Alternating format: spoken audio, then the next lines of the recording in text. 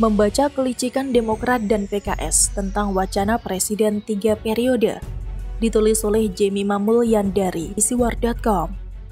Sampai saat ini wacana jabatan Presiden 3 periode beserta amandemen Undang-Undang Dasar 45 terkait wacana jabatan Presiden 3 periode tersebut masih menjadi berita hangat yang terus dibicarakan di negara kita. Padahal Presiden Jokowi sendiri sudah menyampaikan dengan sangat tegas jika dirinya menolak alias tidak setuju dengan amandemen Undang-Undang Dasar 45 dan wacana Presiden 3 periode tersebut. Jokowi sama sekali tidak punya keinginan untuk memperpanjang jabatan Presiden menjadi 3 periode. Begitu juga dengan PDI Perjuangan, partai tempat Jokowi bernaung. PDIP juga sudah menolak wacana pembahasan masa jabatan Presiden menjadi 3 periode seiring isu amandemen kelima Undang-Undang Dasar 1945. Junimart Girsang, selaku politikus PDIP, secara tegas mengatakan jika arahan partai menyatakan tidak ada amandemen dari PDIP tentang Presiden 3 periode. Tidak ada itu, kata Junimart Girsang dalam rilis survei Fixpol Senin 23 Agustus barusan. Jadi baik Jokowi maupun PDIP tetap berpegang teguh pada pasal 7 Undang-Undang Dasar 45 yang mengatakan jika masa jabatan Presiden telah diatur secara tegas selama 5 tahun dan sesudahnya Presiden dapat dipilih kembali dalam jabatan yang sama hanya untuk 1 kali masa jabatan. Sampai di sini harusnya sudah clear, tidak perlu ada lagi yang diributkan tentang wacana Presiden 3 periode dan amandemen Undang-Undang Dasar 45. Lawang Jokowi dan PDIP sudah sama-sama bilang tidak kok. Lucunya, topik yang harusnya tidak perlu dibahas lagi ini justru terus diangkat menjadi pembicaraan hangat sampai sekarang. Saling ungkap bahkan saling tuduh terus digulirkan, lempar sana, tolak sini, bersahut-sahutan. Ada yang mengatakan jika wacana jabatan Presiden diperpanjang menjadi 3 periode atau 15 tahun ini diusulkan oleh Ketua MPR Bambang Susetio atau Bamsud. Wakil Ketua MPR Hidayat Nur Wahid atau HNW menyanggah tuduhan itu dengan menyebutkan bahwa bukan MPR yang pertama kali mengusulkan jabatan Presiden 3 periode. HNW yang juga menjabat sebagai Wakil Ketua Majelis Syuro PKS itu menyebut orang yang pertama kali mengusulkan jabatan Presiden 3 periode adalah Suhendra Hedi Kuntono, pakar intelijen. Ada juga Immanuel Ebenezer dari relawan Jokowi Mania atau Joman yang awalnya mengusulkan durasi jabatan Presiden ditambah selama 2-3 tahun agar bisa jadi solusi menghadapi pandemi COVID-19. Akhirnya jadi ikut menolak perpanjangan durasi masa jabatan 2 tahun tersebut karena isunya jadi merembet ke perpanjangan masa jabatan Presiden 3 periode. Padahal di mata Immanuel Ebenezer, penambahan durasi jabatan Presiden amat berbeda dengan wacana Presiden 3 periode yang harus via pemilu. Immanuel Ebenezer mengaku dirinya juga menolak Presiden 3 periode. Ada juga Muhammad Kodari selaku penasihat relawan Joko Widodo Prabowo Subianto atau Jack Pro untuk 2024 yang tetap ngotot setuju dengan wacana Jokowi 3 periode. Kodari tidak mau ambil pusing terkait penolakan sejumlah partai politik termasuk PDI Perjuangan soal wacana Presiden 3 periode. Menurut Kodari saat ini relawan ingin lebih dahulu fokus menggalang dukungan dari masyarakat untuk merealisasikan usulannya terkait wacana Jokowi 3 periode. Kodari meyakini parpol akan mengikuti jika rakyat sudah berkehendak. Ini jelas aneh, mau seyakin apapun atau mau lempar-lemparan seheboh apapun, jika Jokowi sendiri sudah menyatakan tegas menolak. Harusnya ya sudah, tidak perlu diperbincangkan lagi wacana Presiden 3 periode ini. Sesederhana itu mestinya. Tapi kenapa kasus ini bukannya berhenti? Malah jadi tambah memanas digoreng sana-sini sampai sekarang oleh pihak-pihak lain di luar Jokowi, PDIP dan relawan Jokowi itu sendiri. Disinilah tanpa bermaksud menuduh, saya jadi membaca ada kelicikan dari pihak oposisi, memanfaatkan isu wacana Presiden 3 periode yang harusnya sudah selesai tidak perlu dibahas lagi.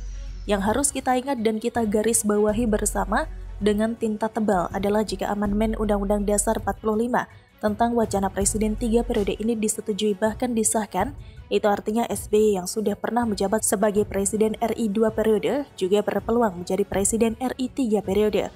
Bau tak sedapnya mulai tercium di bagian ini. Celah inilah yang hendak diambil oleh pihak pendukung SBY yang ingin mengambil keuntungan mengusung SBY 3 periode dengan mendompleng wacana Presiden 3 periode yang awalnya seakan-akan ditujukan untuk Jokowi.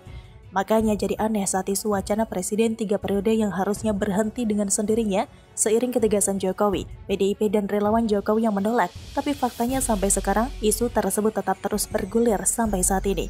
Kenapa bisa demikian? Karena dari pihak pendompleng inilah yang memang terus menghembuskan isu ini demi memuluskan kepentingan golongannya yang ingin menjadikan SBY Presiden 3 periode. Jadi, intinya begini, saat isu wacana Presiden 3 periode ini terus digoreng, pihak oposisi justru akan semakin senang dan berusaha isu wacana Presiden 3 periode ini tetap ada sekalipun Jokowi, PDIP dan relawan Jokowi sudah tegas menolak. Sebab saat isu ini terus digulirkan, SBY yang selama ini sudah bisa ditebak suka playing victim akan dengan mudah menerapkan jurus playing victimnya kembali. Saat wacana Presiden 3 periode berhasil terus diangkat, pihak pendukung SBY akan berlagak menolak padahal dalam hatinya sangat ingin amandemen itu terjadi. Demi bisa melihat SBY menjadi Presiden 3 periode, mereka berlagak menentang di depan kita semua. Padahal di sisi lain mereka juga sangat ingin amandemen itu disahkan. Arahnya jadi begini, saat wacana amandemen ini bisa terus diangkat, pihak oposisi akan terus memainkan peran menentang dengan harapan mendapatkan simpati dari masyarakat yang taat pada Undang-Undang Dasar 45. Dengan demikian, jika wacana amandemen itu tidak jadi disahkan, pihak oposisi akan dapat nama seakan-akan merekalah yang memperjuangkan demokrasi di negara ini.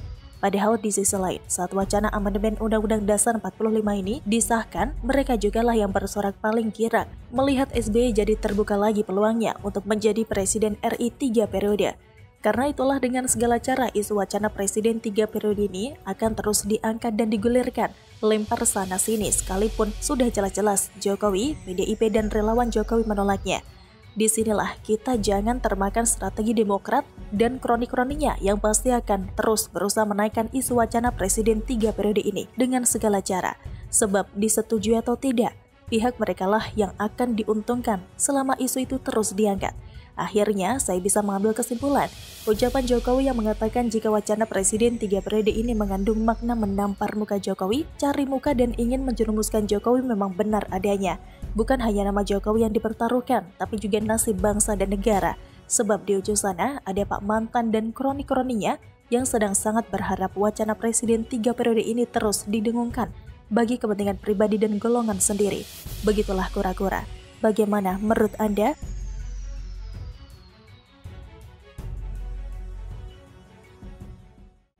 Terlalu, Ahok buat Pertamina hemat 84 triliun, Anies buat DKI boros 4,48 triliun.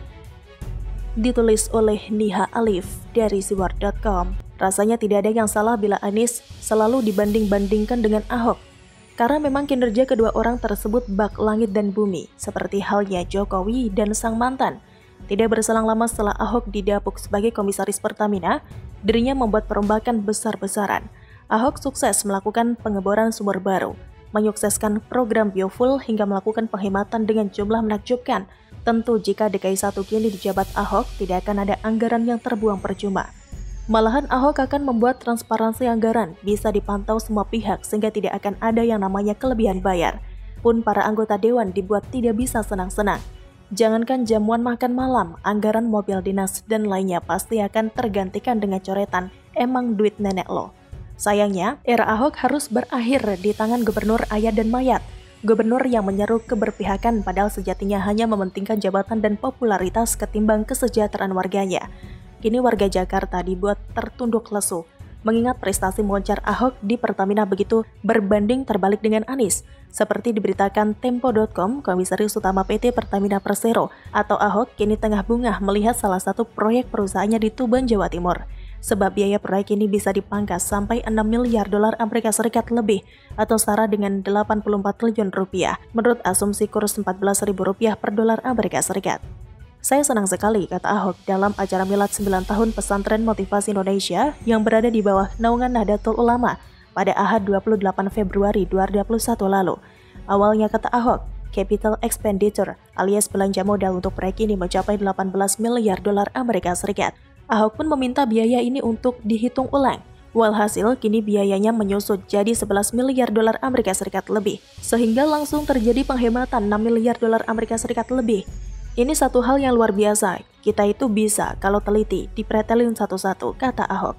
Beda Ahok, beda pula Anies dalam menghadapi rancangan anggaran. Di tangan Anies berkali-kali Pemprov DKI mencatatkan pemborosan belanja daerah, mulai dari pembelian masker, rapid test, dan banyak anggaran-anggaran bocor lainnya. Pertama, kita dibuat tertegun dengan adanya lem Aibon hampir 100 miliar. Ternyata yang terjadi di lapangan justru lebih memilukan. Nyatanya proyek Formula E berpotensi melakukan pemborosan 4 triliun lebih. Ini yang membuat PDIP ngotot melakukan interpelasi. Seperti dilansir berita1.com, fraksi PDIP DPRD DKI Jakarta menilai rencana penyelenggaraan Formula E pada Juni 2022 mendatang bakal mengakibatkan pemborosan anggaran negara sebesar 4,48 triliun rupiah. Hal ini yang ingin dipastikan PDIP dengan mengajukan hak interpelasi terhadap Gubernur DKI Jakarta Anies Baswedan terkait Formula E tersebut. Ada potensi pemborosan anggaran 4,48 triliun rupiah, sebuah jumlah yang sangat besar untuk sebuah program yang tiba-tiba menjadi isu prioritas, kata anggota fraksi PDIP DPRD DKI Jakarta, Manwara Sihaan, di DPRD DKI Jakarta Selasa 31 Agustus 2021. Angka 4,48 triliun rupiah ini, kata Manwara, berasal dari komitmen fee sebesar 2,3 triliun rupiah, biaya pelaksanaan 1,2 triliun rupiah, serta bank garansi 890 miliar rupiah. Padahal kata Manwara, uang rakyat sebesar itu bisa dimanfaatkan untuk kebutuhan yang benar-benar prioritas selain termasuk untuk penanganan pandemi COVID-19 di Jakarta.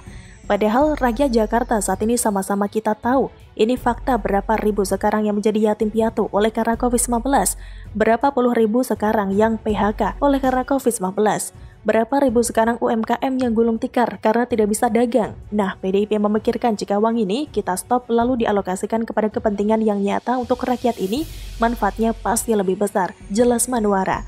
Manwara menegaskan pihaknya terpaksa menggunakan hak bertanya atau interpelasi karena hingga saat ini tidak ada satupun SKPD Pemprov DKI yang memberikan penjelasan lebih komprehensif dan tuntas alasan Formula E menjadi isu prioritas. Padahal katanya terdapat kriteria-kriteria terutama yang menyangkut langsung dengan kebutuhan masyarakat untuk menetapkan isu prioritas. Ironisnya, Anies sudah ancang-ancang melegalkan interpelasi dengan mengundang 7 fraksi lainnya. Trik buzuk Anies memang memberinya kemenangan sementara waktu. Tapi namanya kezaliman itu tidak akan langgeng. Suatu saat ia akan merasakan karma atas perbuatan buruknya, seperti halnya karma yang menimpa Habib Rizik CS beserta sepupunya Novel Baswedan. Anies harusnya malu dengan kinerja Ahok tanpa embel-embel santun atau seagama. Ahok berhasil memberi keuntungan dan penghematan terhadap uang negara. Di lain pihak, Anies dan kemunafikannya yang gembar-gembor keberpihakan justru malah memboroskan anggaran demi menaikkan citranya dan menggandaikan kebutuhan warganya. Semoga saja sepak terjang Anies berakhir di 2022 nanti. Jakarta adalah pintu kemenangan sekaligus pintu akhir sejarah kepemimpinannya. Jangan sampai masa suram Anies kembali terulang dan menjadi beban bagi warga Jakarta. Begitulah kura-kura.